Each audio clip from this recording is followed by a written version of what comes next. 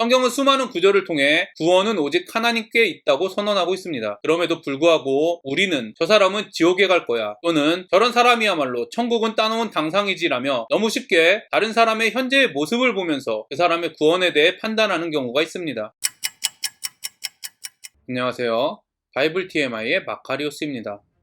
비판하지 말라는 오늘 본문의 말씀은 교회에 분란이 일어나거나 의견이 충돌할 때 많이 사용되는 본문입니다. 제가 생각할 때 많은 사람들이 이 말씀을 교회 안에서 서로 의견이 다르고 갈등이 일어날 때 옳고 그름을 따지지 말고 갈등의 문제를 덮어두라는 말로 이해하는 것 같습니다. 그래서 비판하지 말라는 말씀을 분별하지 말라는 의미와 동일하게 받아들이는 것 같습니다. 교회의 잘못된 점에 대하여 이야기하는 행동 자체를 죄를 짓는 것으로, 심하게는 교회를 깨는 사람으로 몰아붙이기도 합니다. 정말 비판하지 말라는 말씀은 이런 의미일까요? 비판을 받지 아니하려거든 비판하지 말라. 비판으로 번역된 헬라어 명사 크리마와 비판하다로 번역된 헬라어 동사 크리노는 한 단어에서 파생되었습니다. 이 단어는 크게 일상생활에서 사용되는 판단과 법정에서 사용되는 재판, 심판 등의 의미를 가지고 있습니다. 실제로 이 단어는 비판, 즉 남을 비난하는 의미보다는 분별의 의미, 즉 옳고 그름을 분별하는 의미로 더 많이 사용됩니다. 이 말씀은 크게 4가지의 의미로 해석되었습니다.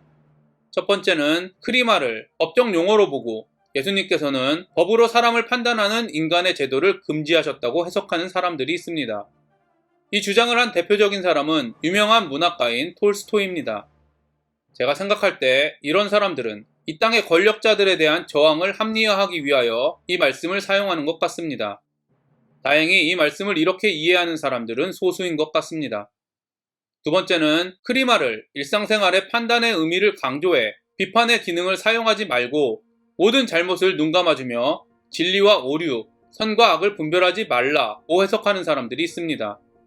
이미 말씀드린 것과 같이 많은 사람들이 비판하지 말라는 말씀을 이런 의미로 해석합니다. 소수의 악한 리더십들은 자신의 말을 하나님의 말씀과 동일시하며 자신의 말씀을 따르지 않는 것은 하나님의 말씀을 따르지 않는 것이라며 각각의 사람들이 말씀을 분별하는 행위 자체를 죄라고 가르치며 자신과 반대되는 의견을 제시하는 사람들을 교회를 분열시키는 악한 세력으로 규정하기도 합니다.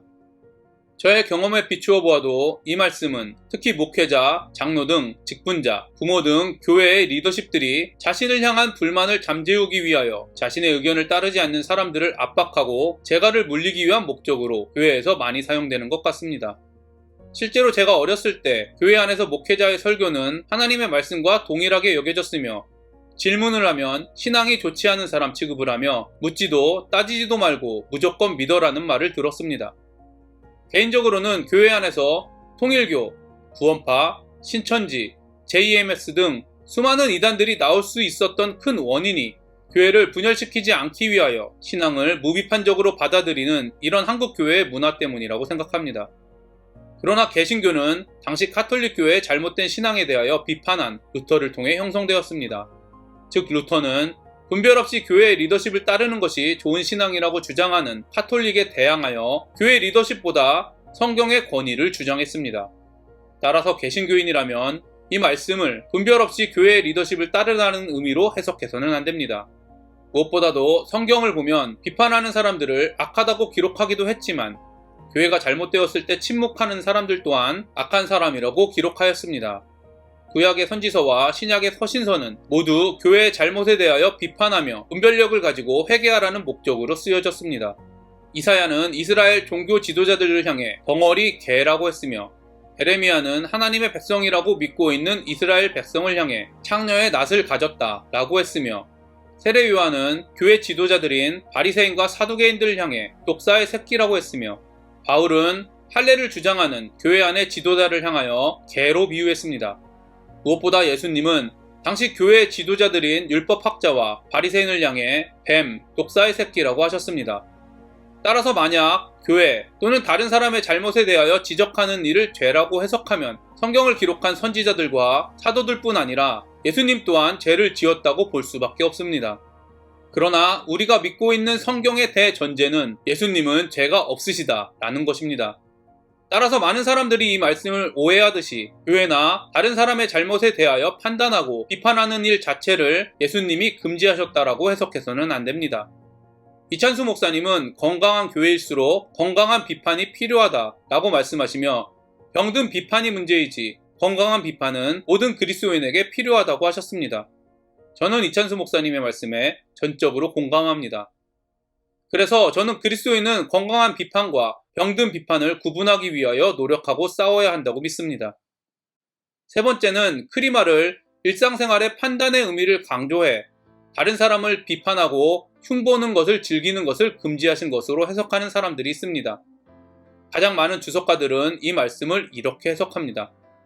저는 더 나아가 예수님은 판단을 통해 자신이 다른 사람보다 더 괜찮은 사람이라고 판단하는 것을 금지하셨다 라고 생각합니다. 이 해석에 따르면 판단하는 행위보다는 판단하는 목적, 즉 마음에 대하여 질책하고 있다는 것을 알 수 있습니다. 비판하고 흉보는 것을 즐기고 다른 사람보다 자신을 더 괜찮은 사람으로 보는 행동은 모두 죄악된 옛 본성의 특징입니다. 그리고 병든 비판의 특징이라고 생각합니다. 그러나 은혜로 구원받았다고 믿는 사람은 믿음이 없는 사람, 부족한 사람을 긍휼하게 여기며 이들을 향한 하나님의 은혜를 기대하게 됩니다. 긍휼함과 사랑으로 이들의 잘못을 지적해 주어 악한 인간을 하나님께 돌아오게 하기 위하여 노력하는 것이 새로운 본성의 특징입니다. 건강한 비판의 특징이라고 생각합니다. 따라서 우리는 판단하지 말라는 예수님의 말씀을 통해 사랑이 아닌 자신의 즐거움과 만족을 위해 다른 사람을 판단하는 일을 조심해야 합니다. 또한 다른 사람을 판단할 때는 반드시 자신의 마음을 점검해 보아야 합니다. 네 번째는 크리마를 법정 용어로 보고 예수님께서는 하나님의 심판, 즉 누가 구원받고 구원받지 못하는지에 대한 심판을 금지하셨다고 해석하는 사람들이 있습니다. 성경은 수많은 구절을 통해 구원은 오직 하나님께 있다고 선언하고 있습니다. 그럼에도 불구하고 우리는 저 사람은 지옥에 갈 거야 또는 저런 사람이야말로 천국은 따놓은 당상이지라며 너무 쉽게 다른 사람의 현재의 모습을 보면서 그 사람의 구원에 대해 판단하는 경우가 있습니다. 예수님께서 인간이 다른 사람의 구원을 심판하는 일은 하나님의 권위에 도전하는 매우 심각한 일이라는 것을 알고 계셨기 때문에 다른 사람의 구원에 대한 판단을 금지하셨다는 사실을 저와 여러분이 기억하기를 원합니다. 그리고 다른 사람의 구원에 대해 판단하지 말고 심각한 우리의 상태를 변화시켜 주신 하나님께서 심각해 보이는 다른 사람 역시 변화시켜 주실 것이라는 믿음으로 다른 사람을 대하게 되기를 간절히 원합니다. 너희가 비판하는 그 비판으로 너희가 비판을 받을 것이요 너희가 헤아리는 그 헤아림으로 너희가 헤아림을 받을 것이니라. 예수님은 산상설교를 통해 새로운 본성인 팔복을 소유하지 못하면 결코 하나님의 율법을 지킬 수 없다고 말씀하셨습니다.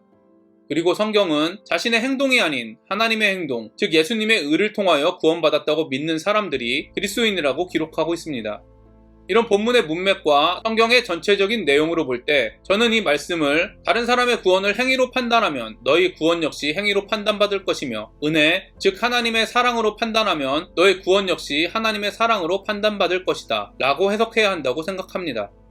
만약 소망 없던 자신이 예수님의 의를 통하여 값없이 구원받았다고 믿는다면 소망 없어 보이는 다른 사람에게도 하나님의 구원이 가능하다는 것을 믿을 것입니다. 따라서 소망 없어 보이는 사람을 보며 구원이 없다고 함부로 판단할 수 없을 것입니다. 그럼에도 불구하고 값없이 구원을 받았다고 믿는 우리들은 왜 다른 사람의 악한 행동을 보며 저 사람에게는 구원이 없다고 쉽게 판단합니까? 우리는 행위를 보고 다른 사람의 구원을 판단하면 하나님께서도 행위를 보고 우리의 구원을 판단하실 것이라는 섬뜩한 경고를 항상 기억해야 합니다. 다른 사람의 행위가 하나님의 기준인지 아닌지는 분별해야 하지만 다른 사람의 운명, 즉 구원에 대하여는 판단해서는 안 됩니다. 마지막으로 새로운 본성을 소유했다고 믿는 사람이라고 할지라도 이 세상에서 우리의 행위로 하나님께 판단받는다면 소망이 없다는 사실을 기억하시기를 바랍니다. 왜냐하면 그리스도인은 믿음으로 하나님의 온전한 기준에 가까이 가려고 싸우는 사람이지 이 땅에서는 온전한 하나님의 기준에 도달할 수 없기 때문입니다. 이런 이유 때문에 바울은 갈라디아 교회 성도들에게 계속해서 할례가 아닌 복음으로 돌아가라고 권면하고 있는 것입니다. 그러나 하나님의 기준에 도달할 수 없다는 것을 알고 있는 그리스도인은 믿음으로 온전한 하나님의 기준을 만족시키기를 포기하지 않습니다. 오늘 말씀으로 비추어 보면 그리스도인은 비판하고 흉보는 것을 즐기고 다른 사람보다 자신을 더 괜찮은 사람으로 보는 제약된 옛 본성과 처절하게 싸우게 하심으로 자신을 지금도 하나님의 온전한 기준에 합당한 사람으로 바꾸어 가시는 역사를 경험하는 사람입니다. 이런 하나님의 구원의 능력을 경험하는 사람은 다른 사람의 구원에 대해 함부로 판단하지 않습니다. 또한 이런 구원의 능력은 하나님의 기준을 소유하지 못하면, 즉 새롭게 태어나지 못하면 옛 본성과 새 본성을 분별할 수 없습니다. 분별하지 못하기 때문에 옛 본성과 싸울 수도 없습니다. 저와 여러분이 세상의 보물을 추구하는 옛 본성과 하늘의 보물을 추구하는 새로운 본성을 판단하는 분별력을 소유하게 되기를 바랍니다. 매 순간 자신의 기준을 버리고 하나님의 기준으로 바뀌어 가기를 간절히 소망합니다. 그리고 이 분별력을 가지고 옛 본성과 싸우는 진정한 구원의 능력을 날마다 경험하기를 바랍니다. 동시에 아직도 옛 본성으로 살아가는 사람들을 구원받지 못하는 사람이라고 판단하지 않기를 바랍니다. 또한 먼저 하나님의 기준으로 변화된 은혜받은 그리스도인으로서 다른 사람의 잘못된 기준을 하나님의 기준으로 바꾸시는 하나님의 사역에 도구로 사용되기를 간절히 소망합니다. 오늘도 행복한 하루가 되시기를 바랍니다.